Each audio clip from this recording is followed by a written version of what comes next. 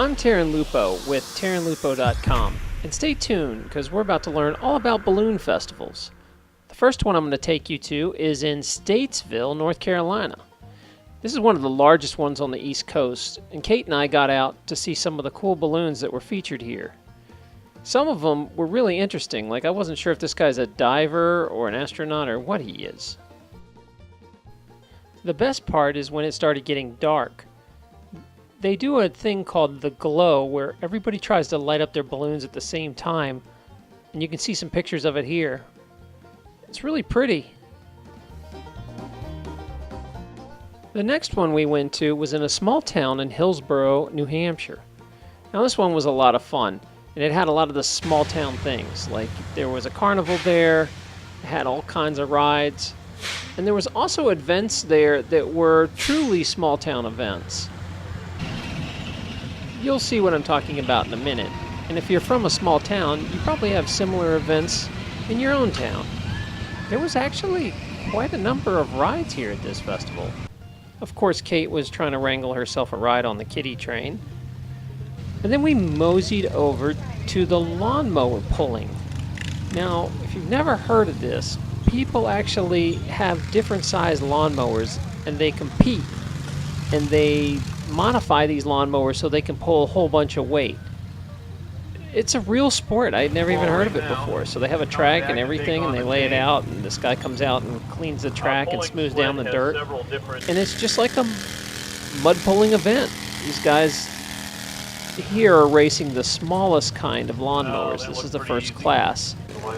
And you'll see another one here that it's not as easy as you think. That truck they're dragging is weighted down. And they've got to try to pull it to the finish line here.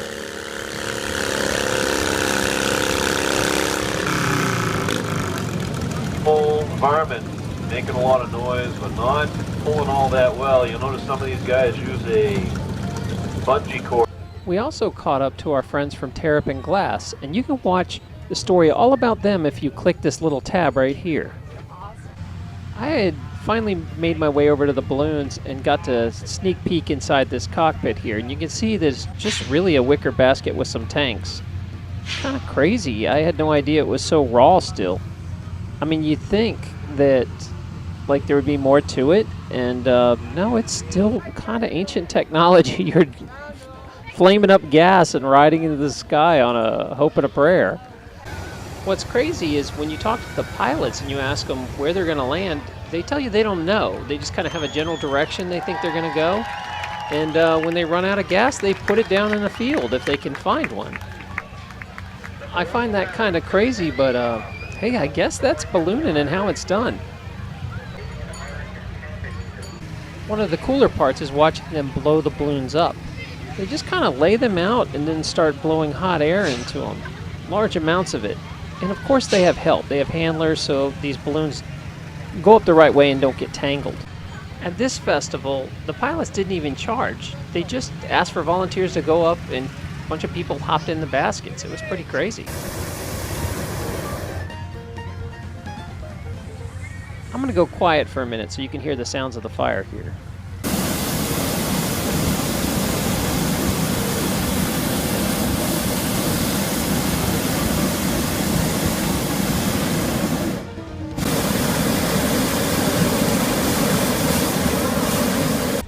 Here these brave souls just volunteer to go, and they have no idea where they're going to land.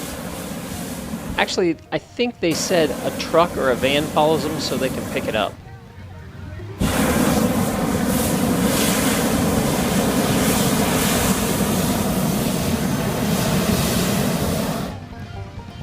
The next balloon taking off is Kansas, piloted by Andre Boucher. Have a safe trip.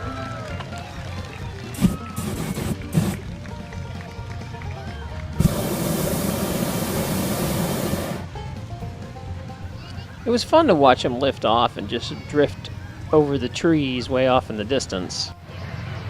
At night, they actually did do their own version of the glow, but I didn't really stick around to see it, so I don't have any pictures of that, but I bet you could find it at their website. It was a really fun day, and I suggest you go to either of these festivals if you get the chance. So I'm going to let this shot just drift off into the sunset.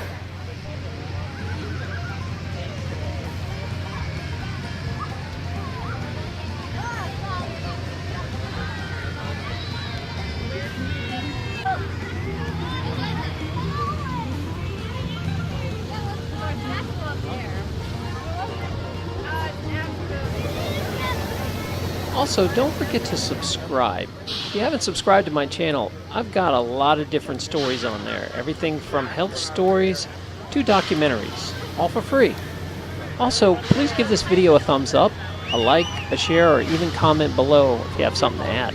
One last thing is make sure you visit TerranLupo.com. Just hit the little tab here up on the right or see the description below. You can only see this video, how to grow and sell carnivorous plants, over at TerranLupo.com. The other unpublished video I have is how to make your own mead if you're interested in honey wine. Both those stories are free, just go sign up at TerranLupo.com.